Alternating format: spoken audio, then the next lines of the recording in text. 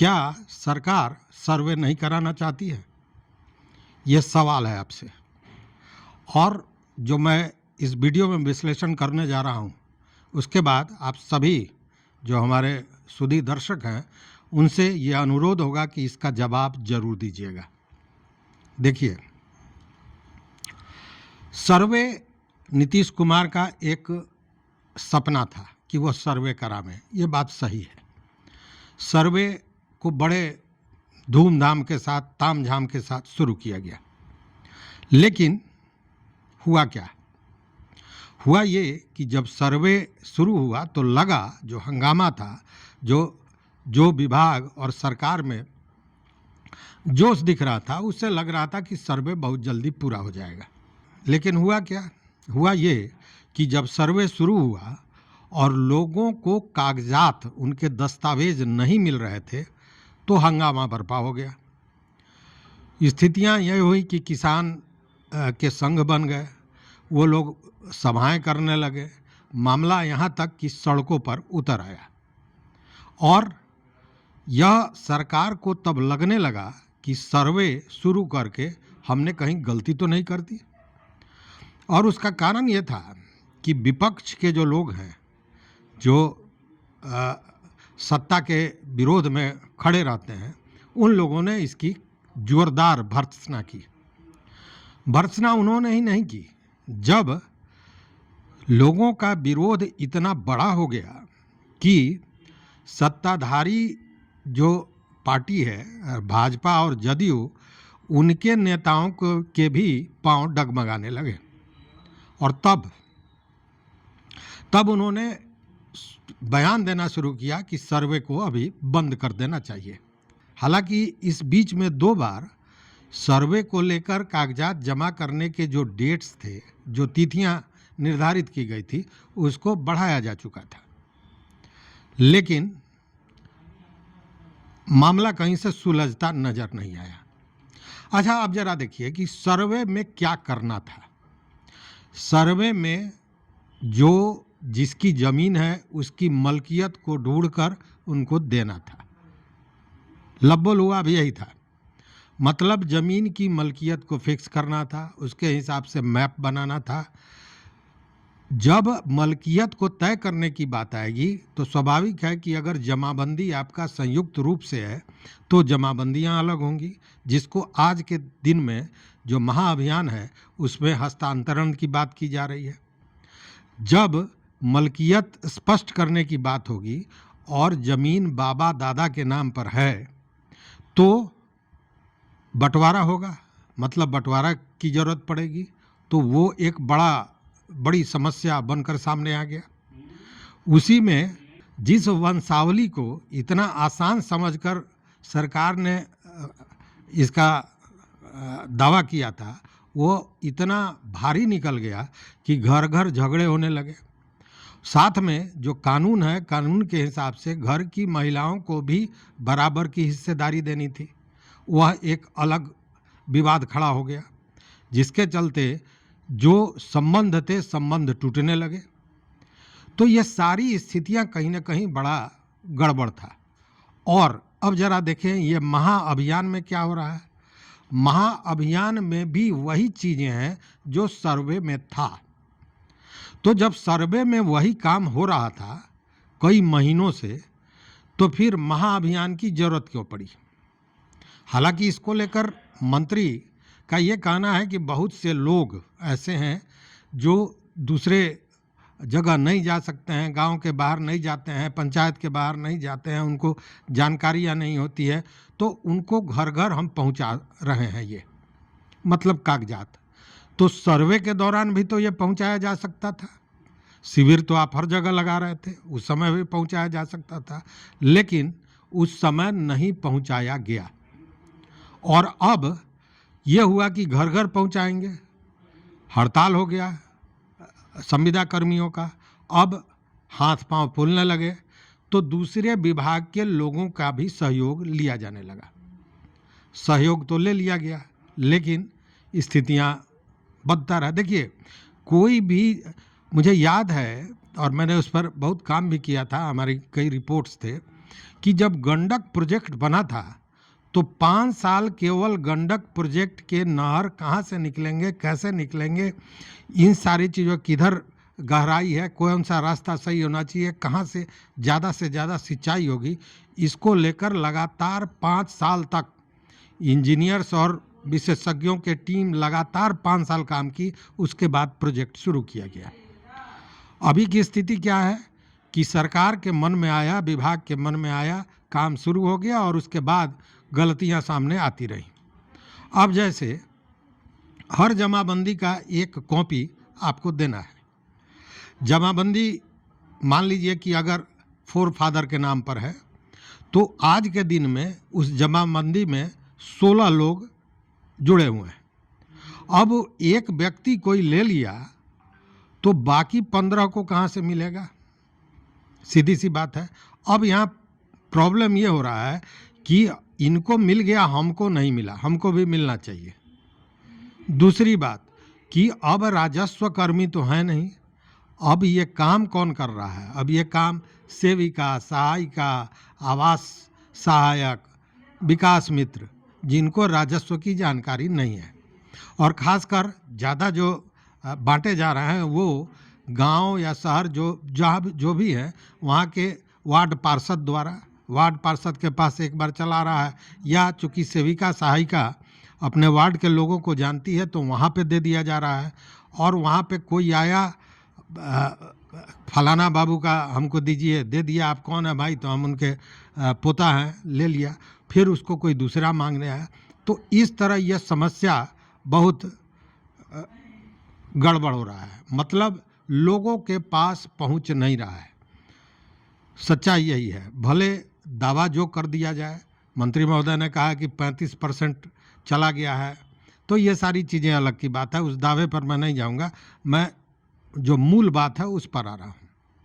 मतलब जो चीज़ें, अच्छा, इसमें कहा गया कि अगर आपका बंटवारा नहीं होगा तो इसी में बंटवारा कर लीजिए। भैया, जब आप इतने महीने तक सर्वे के दौरान चाह के बंटवारा जिनका नहीं हो पाया, वो आज आपके 1 महीने में बंटवारा कैसे कर लेंगे?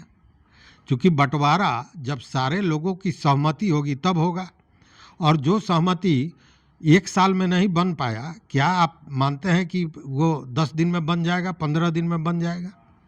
वही हाल जमाबंदी की है। अगर जमाबंदी पुरखों के नाम से है तो सारे लोगों में हस्तांतरण कैसे होगा?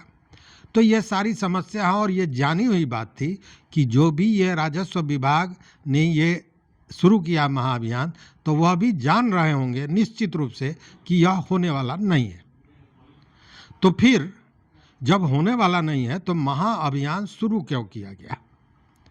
अब इसको जानने के लिए जरा चलिए सर्वे की कहानी को दोहराते हैं। जब हंगामा बहुत हो गया और विपक्ष की बात तो छोड़ दीजिए, जो सत्ताधारी लोग थे, जो नेता थे, वह भी कहने लगे कि सर्वे को बंद कर देना चाहिए, तब बड़ी चतुराई से सरकार ने इसका रास्ता निकाल लिया। और तब राजस्व एवं भूमि सुधार मंत्री, जो अभी भाजपा के प्रदेश अध्यक्ष हैं, दिलीप जायसवाल हुआ करते थे। तो दिलीप जायसवाल ने क्या किया? दिलीप जायसवाल ने कहा, देखिए उस समय आपको याद होगा कि रोज नए नियम आ रहे थे, वंशावली से लेकर, वंशावली बनाने को लेकर तो एक बहुत बड़ा विवाद खड़ा हुआ था कि बेटियों को मिलेगा कि नहीं, कौन बनाएगा। कभी होता था कि कोर्ट से बनवाइए, कभी होता था एफिडेविट करवाइए, अंत में हुआ कि आप अपने से लिख के दे दीजिए। ये सारी चीज़ें चली और उस दौरान रोज नए नियम बनते रहे। लेकिन जब दिलीप जायसवाल मंत्री को यह समझ में आ गया कि यह इतनी आसानी से होने वाला काम नहीं है, और सरकार को भी लगा कि यह गलत समय में हमने हाथ लगा दिया है, चूँकि चुनाव सर पे है, तो फिर हुआ कि इससे स्केप कैसे किया जाए, कैसे पतली गली से निकल लें। और फिर मैंने इस पर पूरा विस्तृत वीडियो दिया था। तो फिर यह सोचा गया कि रास्ता क्या है। तो रास्ता ये था कि दिलीप जायसवाल ने कहा कि रैयतों की सुविधाओं के लिए, रैयतों को कोई परेशानी नहीं हो, इसके लिए एक नई नियमावली हम बनाने जा रहे हैं। वो नियमावली क्या था कि जिस सर्वे को जब शुरू हुआ तो लग रहा था महीने दिन में हो जाएगा, फिर लगा 2-3 महीने में तो पूरा हो ही जाना है, फिर लगा कि 6 महीना काफ़ी है। उस सर्वे को नए नियमावली के तहत इस तरह से नियम बनाया गया कि दिसंबर 26 तक वो चला गया, मतलब चुनाव बीत गया।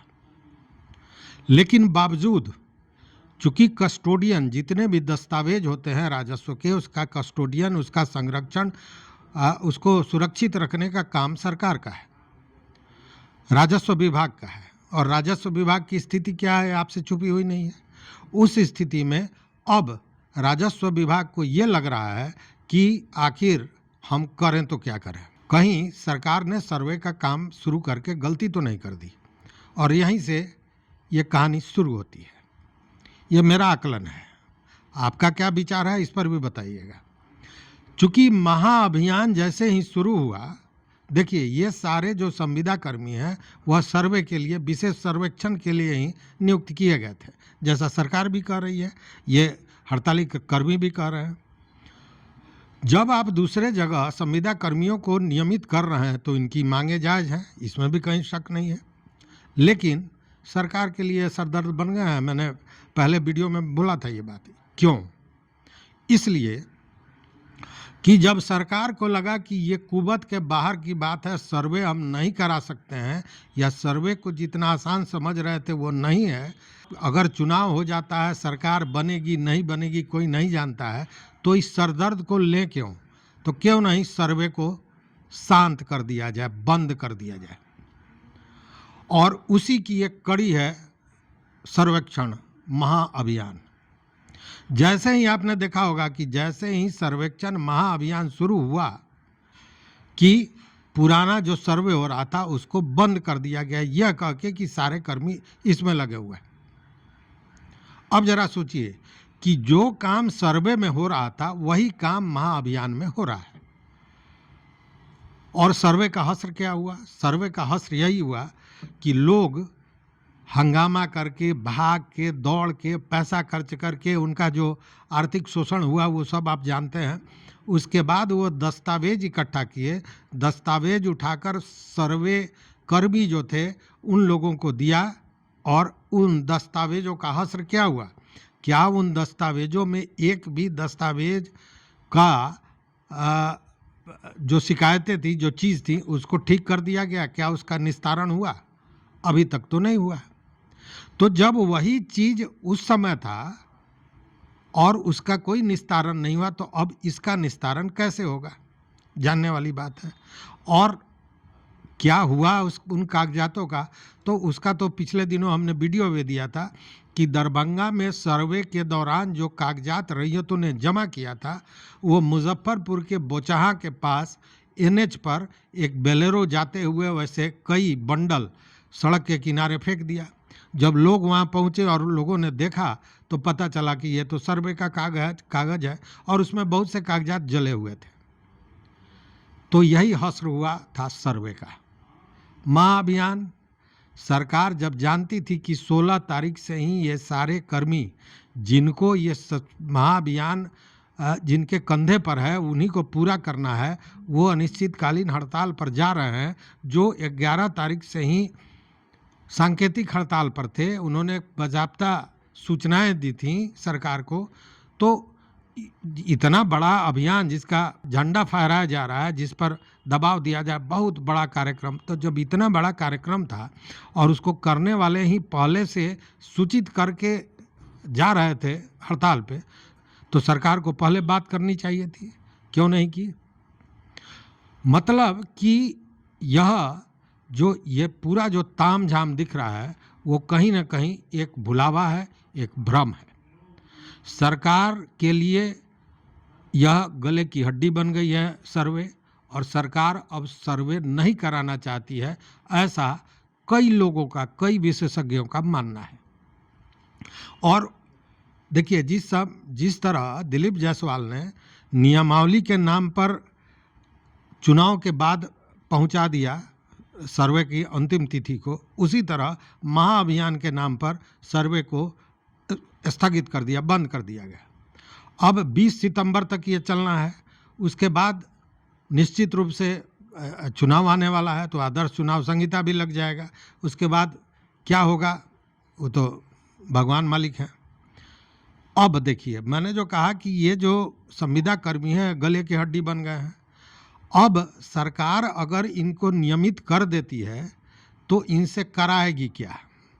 चूँकि सर्वे तो अब कराएगी कि नहीं यह असमंजस की बात है।